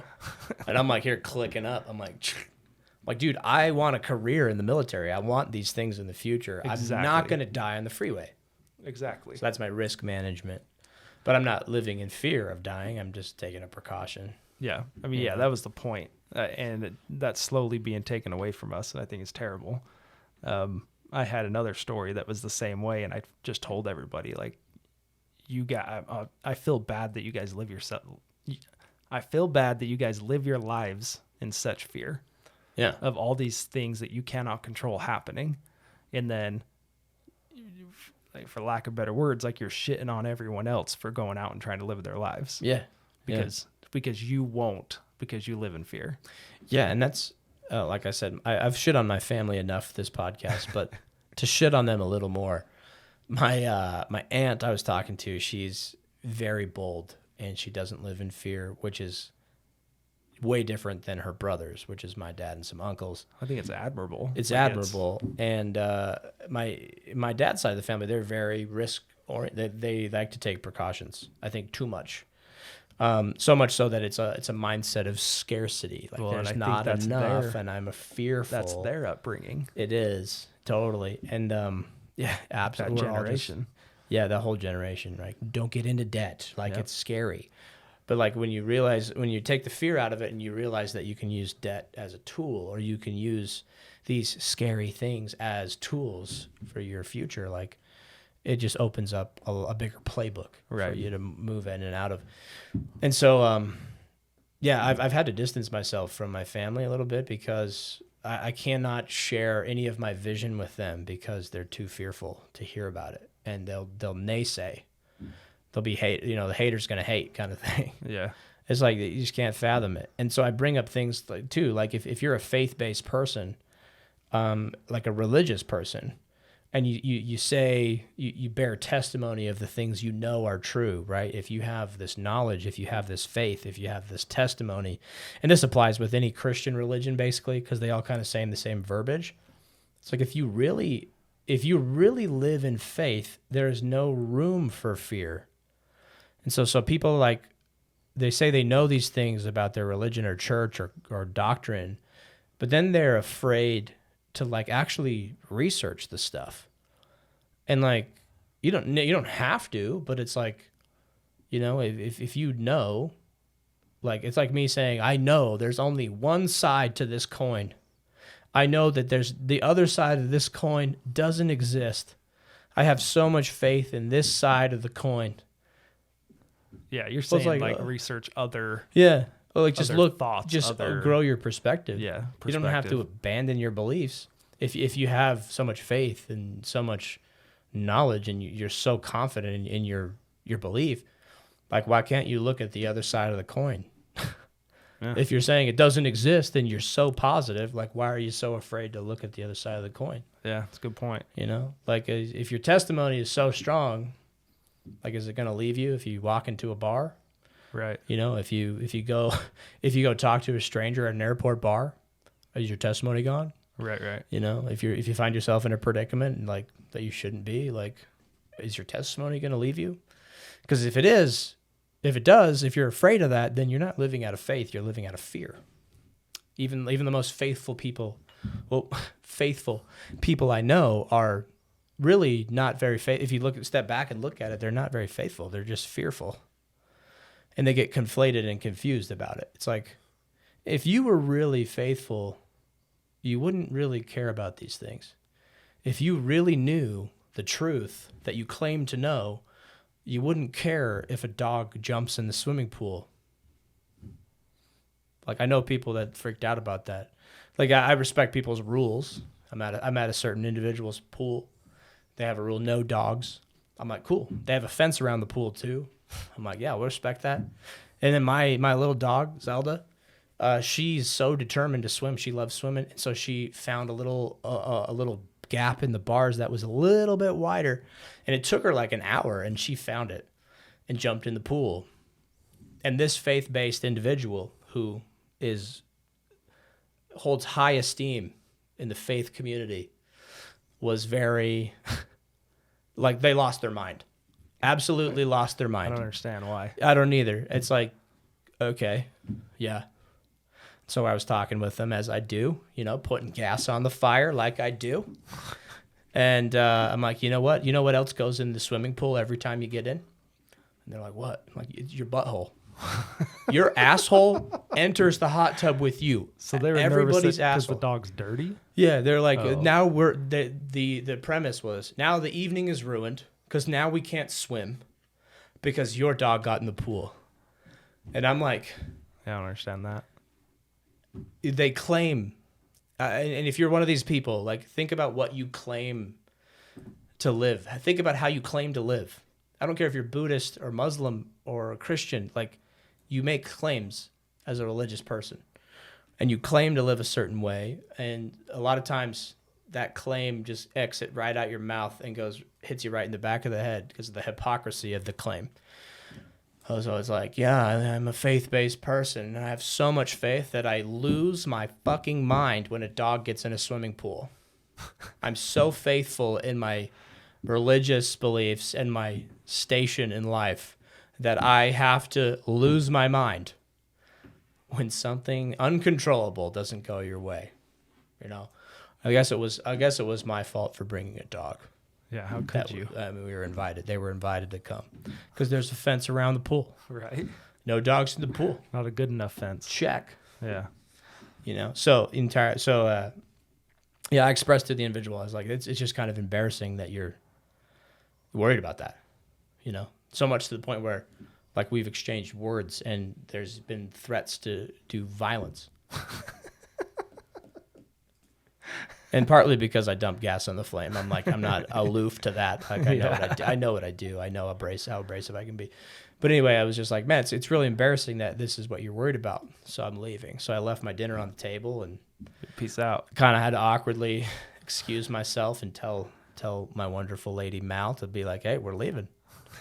Put your food down. Yeah, sorry. Getting out of here. It made it real awkward for her, but as the dust settled, she kind of we've talked about it, and I told her some reasonings and previous histories. But yeah, it feels good to get that out on the airwaves. There you go. And it was all anonymous. You lovely people. Yeah, dude. I think we're there. I think we wrapped this up. I don't know, we're 2 hours. We talked about doing one. Damn, dude. Time flies when you're on the scotch. Oh, yeah, there you go. I'm not, and it still went fast. So wrap this up, dude. I wrote down when we were talking about COVID. I believe at this point, I'll just say it. Like I always get nervous. I'm going to say something and get a reaction, right? Get it, man. But if you're still living in that fear, this whole thing is self-inflicted. And I mean, I've been wrong in my life before, but I was right about this from day one when they were talking about shutting down businesses and doing the 14 days and doing all these things. And I'm like, hold the phone. Like, so we're going to have like 0.0001 people die, but you're going to shut down the entire economy. Yeah. And this is when my boy Trump's in, right? Like this was the biggest thing I disagreed with this whole thing. Yeah. And I'm like, no, dude, Trump, you're supposed to be the guy. Like you're supposed to be the guy for the people and a businessman. And you're pandering now. You're agreeing with this. You're scared of what it's going to do to your image, you know, your whatever. Right. Or at least that's the way I saw it. He might have different insight in that, but well, so to defend Trump a little bit, like sometimes a leader in any position, like think of a leader of a company. Imagine if you had 50 employees and you had this council of people advising you all the time. Right. You would kind of just go with whatever they said, right? Especially if they're hired experts. I probably wouldn't.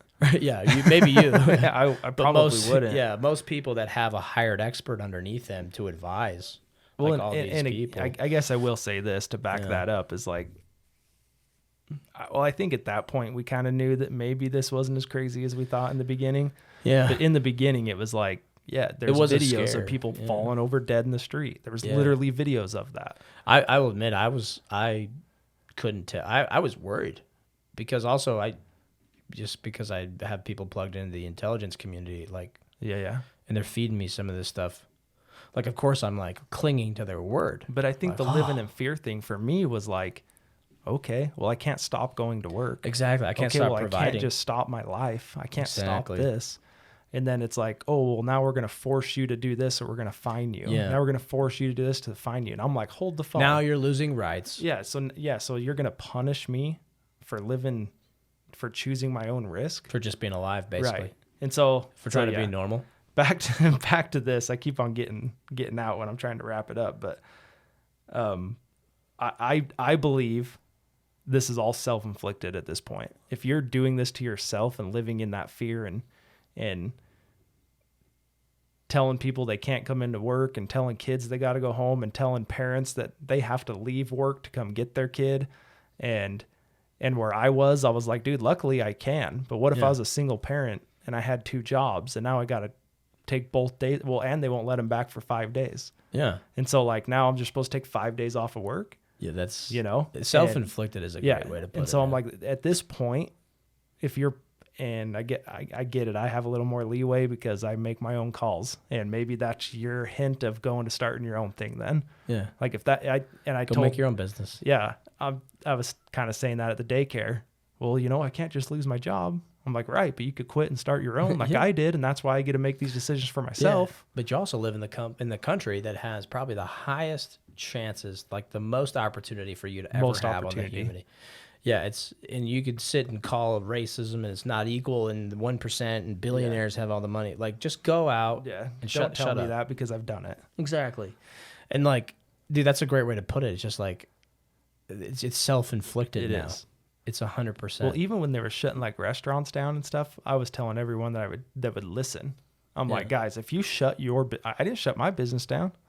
Like, I didn't shut the safe store down. I was far from essential, right? I didn't shut it down. And I get it. Like, I'm not, I guess I am. I'm kind of a staple on Sunset Boulevard now after our 4th year going into it. But like, I'm not this big time, I'm not Walmart sized company. Oh, yeah, it's like, I get it. You're not I'm not acting like I am that, but I just went on living my life. Yeah, you chose to. Yeah. You chose to just keep going and I would tell people like, so you're just shutting your business down? Well, yeah, I have to. And a lot of business owners did not go quietly. Like, you remember the gyms? Did, so many did. The alarming fact is that so many did. They just bowed down. And so I'm like, well, hold on. Like, so they told you can't be open? Yes. Okay, did they like show up to your business with the cops and tell you can't be open? What and they're did going they to tell arrest you? What did you tell them? Oh, no, it's just this blanket statement that I can't be open. Okay, so what? So what are they going to do if you go in and open your store? Yeah. Well, they might pull my business license. Okay, what happens if you go in the next day and open your store? Well, then they're what, and I'm like, dude, at the point of putting the National Guard in front of my doors and physically restraining me, I'm opening my business. Well, that's why we have the Second Amendment. Right. And like seriously, COVID didn't invent death. Right. It's not like death is new. And it's not, dude, like people tell me, and I really, actually, I don't, to be honest, like, I don't really care if someone died of COVID because nobody gives a shit about soldiers dying in Afghanistan. Yeah. Death is inevitable. Death is inevitable. So like, just because somebody got a weird version of the flu and died at the age of 60. And people die of the flu. Yeah, more people die. Like, what about where were you when you're supposed to care about the people dying of tuberculosis or the flu or heart disease? What about all the cancer victims? All the fast food places can stay open. Why don't you shut down your business for all those guys? So like, the fact it's just this. It's a compliance thing. Now the system is telling you to comply, and if you don't, you're vilified. Right. That's all it is. Right. It's not. No one cares. Like, there's no risk. There's no further risk to death than there ever was before. It's always been there. The numbers are the same. Yeah, go drive on I-15. You have a higher chance of dying. If you want to play with the devil. Right. Go drive on I-15. Well, go look at the numbers. There's not any more deaths than there was before. No, exactly. But yeah, so it's just they just shed light on them in a different way. Exactly. They're like, here's these deaths. Let's inflate them. Let's put a little costume on them. Let's sprinkle some fear in there. Them over every station on TV. Yeah, let's magnify them and put them right in front of your face. And then fear. Like, the news media is just a fear machine. Well, and I'll go further, dude. Like, if you contradict any of this, then I'm blocking you. I'm kicking you off platforms, and I'm silencing you because you're fact checked. Yeah. Right? Like, I mean, that's a whole nother thing I could get into. Me too, but yeah, let's save it. So yeah, I guess my term for this is self-inflicted.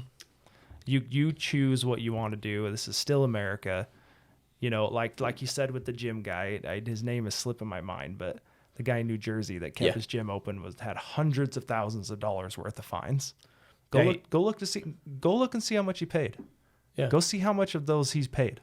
Yeah, probably zero. Zero. He's not paid one. No. He stayed open the whole time. Exactly. And like think about how much further along he is as a gym Yeah. compared to the ones that shut down. And the other term that the media made up is the silent majority. So the silent majority is now going to support that guy. Yeah. You know what I mean? Like they're going to go support him now because he stood up for what they all believe in. Yeah. And the problem with silent majority is it became something that people were like proud to be. I'm the silent majority. Yeah. And it's like, no, you're kind of a puss. I disagree quietly. Yeah, you're kind of a puss. Yeah. Maybe you should stand up for what you believe in and say something. Exactly. And I honestly, that's kind of what brought me to do some of this on this podcast. I'm not really this guy on the podcast. If you know me in person, you definitely know I'm this guy. But I'm just tired of it, dude. I'm tired of people being quiet. I think that even if you're the other way, hey man, like that lady, that's the first person I've encountered in 2 years that was so far, I couldn't even have a conversation with her. Yeah. And I'm almost like, dude, if you think that I'm wrong and you can have a conversation with us, message us. Derek Lake podcast, reach out to Mallory. Dude, hit him up. Come on in. Let's have a conversation. And if you're right, I don't have a problem saying it. Yeah. I even told this lady on a couple things. Yeah, I hadn't thought about that. Yeah. And so like I'm very open to it, but I've also looked into it and I know that I'm pretty sure I'm right. Yeah. Well, COVID is only real in certain places in the world. It's as real as people allow it to be. Right. It's like Santa Claus. It's like the boogeyman. Like it's just such a minimal risk in this world to get caught up over. Right. And like and the people that just went on with their lives are 2 years further ahead than everyone that's sheltered in place. Sat on their thumb up their ass. Yeah. Yeah. I started that way. I mean, dude, it's stupid. You had a year stolen from you. Yeah. And like if people aren't upset about that, I don't know what else you're going to be upset about. Yeah. And maybe it's because I enjoy progress. Maybe you don't. If you don't enjoy progress, you're probably fine sitting at home and collecting your checks from the government. That's fine. That's just not who I am. Exactly. Yeah, man. That's well said. I think we beat it. It's a dead horse, bro. Yeah. Smack that dead horse. All right, man. We are a couple minutes off 2 hours. So let's wrap it up. Appreciate you being here. Yeah, man. Appreciate you sitting in. I'm always here. I live here. Yeah. Well, you're not always here because you travel for work again. I'm traveling a lot. So yeah, I didn't even know you were in town until I told Mallory. I was like, I don't know what it's going to be like. It might suck, but I'm probably just going to get on a rant for 20 minutes. And now you're here and we're 2 hours down the road. So sick. Anyway, guys, I appreciate you for still with us. I really appreciate you supporting us. Blake and I both, well, I mean, I enjoy doing it. I guess I can't speak for you. I like coming on here and doing this. It's good. Like, I'm like so busy to do a podcast consistently. So I'm kind of living through you. You're like, I'm available. Let's jump on. Sometimes on a podcast. Yeah, it's good, man. Like, it's way fun. So I'll say this, if you've wanted to do one, if you wanted to be exposed to it, if you think you have a cool story, if you have something you want to talk about, a new business, we've had a lot of new businesses on here, reach out to us. I'd like to have new people on, new perspectives. I've always said, like, we've never turned anyone down. We do have guests that are pushed out, and then my schedule sometimes gets crazy, so it pushes those guests out further. That extends their yeah. So showing. we do have people lined up. So if we don't get to you that week, it's not because we're trying to turn you down. So reach out if you guys want to be on. It's pretty fun. I enjoy it. It's it's not free, but it's a therapy session for me. It's not free. Yeah. If you like the episode, share it. These clips that come through, share the clips, like the clips. If you don't know how social media works, the more interaction that we have, through social media, the more it gets pushed. Like we were killing it on TikTok there for a while. Your thing with the police is going crazy right now on Facebook. Oh, the Uvalde guys. Yeah. But that's how it works. If you interact with our posts get pushed to more people. If, the first, I don't know exactly what the time frame is, but right when it's posted, if you interact with it right when it's posted, it gets pushed faster. Yeah. So that's how the algorithm works at the moment. They change it all the time. Yeah. So leave some comments. Yeah. Disagree with us, please. Yeah. I would love people like that one you have with the police. There's a lot of go back and forth on that. But I think that's productive. I think that's the point. You need to be able to have those somewhat reasonable conversations with different people that believe different things. And that's what I could not have with this lady. So yeah, that's frustrating. So yeah. Anyway, guys, we'll see you next week. Mallory's posting these Saturdays now. So every Saturday you should have a new episode to roll out. Thanks. See you next week. And we're clear.